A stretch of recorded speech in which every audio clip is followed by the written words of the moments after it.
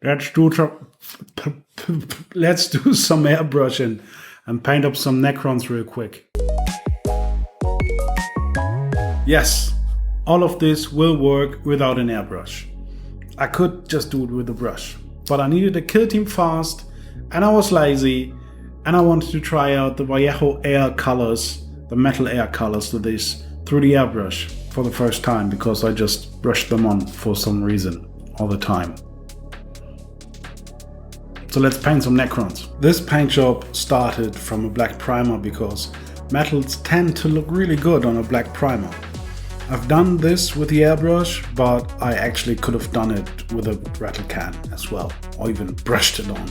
Speaking of brushing it on, well, I started brushing on the Vallejo paint, the air paint for the airbrush, and I got super annoyed. And actually this is how this video came to be, because I was like, yeah, finally let's do some airbrush work with that.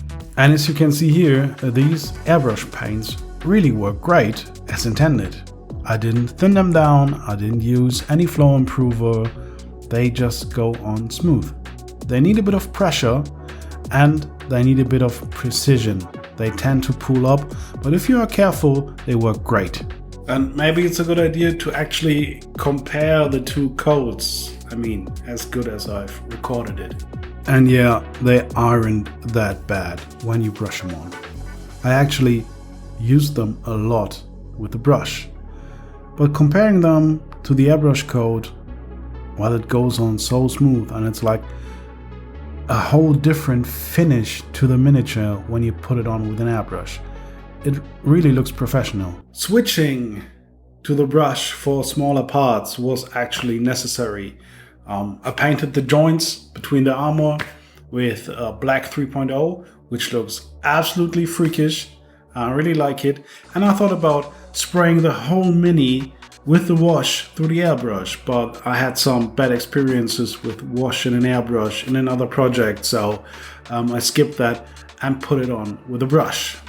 The blue tint on the silver was something I saw in Warhammer World, and it looked so good, and I always wanted to recreate it, but it never worked quite as well with just a wash. And then I thought maybe some dry brushing will fix it and blend it right in. And yeah, it did. Well, the coward in me took over. I just could have sprayed the parts that should be glowing with the airbrush right up front, and I kind of did not. I painted most of them with a brush, and at least the undertone, the white, and I could have used the airbrush for that. And to be honest, I should have tried doing this with an airbrush. I mean, it's like the eyes and his staff and some other parts on the guns. That should be quite easy with an airbrush, and I will try that on my next Necrons. By the way, before you ask me what white I'm using, as always, my Schminke titanium white, the artist whites, are just great. Like a true professional, I forgot basing those minis. So what's the effective way to solve this? Just throw in some Geek Gaming Cynics basing, ready, you know what, glue, dip, done. Especially if you don't want to paint your base, the Geek Gaming stuff is just amazing. And you could pile it up. As you see here, I just put on some extra glue, throw on some extra stones. Works every time, with no painting. I have a really small channel, to be honest, and I don't do any ad reads or sponsorings or stuff like that. But the producer of this Kickstarter asked me if I wanted to try out their product for free. And since I'm on the road quite a lot at the moment, and I missed a bit of a water cup, brush holders and an extra wet palette for my big Frontier Wargaming case, this was perfect. And I tried it, the quality is really good, the brush holders for in and outside the water are amazing, and I will link you the Kickstarter. Please feel free to check them out. As I said, I could have used the airbrush to prepare the glowy parts before with the white, but I didn't. But now I'm going to spray them in a really bright green and I may add some yellow and some white afterwards to really get out this eerie glowing effect. I haven't really talked about Vallejo air colors in any video so far, and I gave them a spin here, especially with the green and with the yellow, and after that I kind of fell in love with them and I used them on other projects. They are pre-thinned to perfection in my eyes because I don't have to re-thin anything. They just work out right off the bottle, which is quite nice, and they all have the same consistency, which is often an issue with paints and airbrush paints.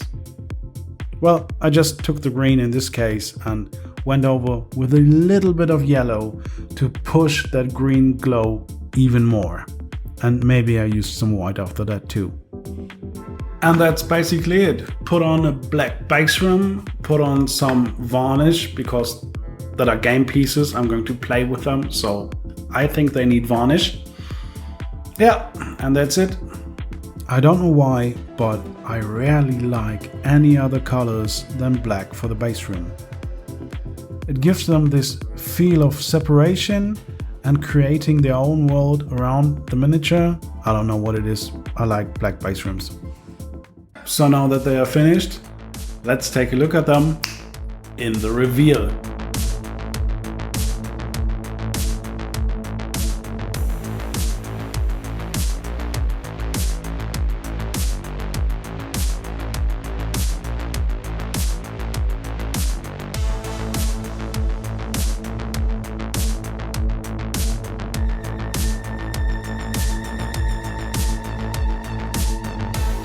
This was a rather short tutorial.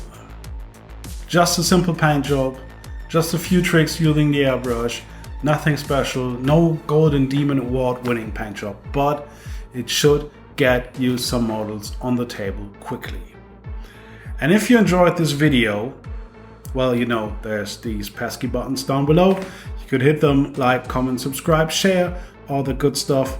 You could join me on the Discord and maybe on my Patreon if you really like to. I also got some merch in my merch store that is linked in the description, but I really hope that I could show you some cool stuff in the hobby. And if you like, come visit me again next time here on The Bear and the Brush. Oh, by the way, thanks to the patrons. They really help out and they make this hobby a lot of fun for me. So bye guys. See you next time.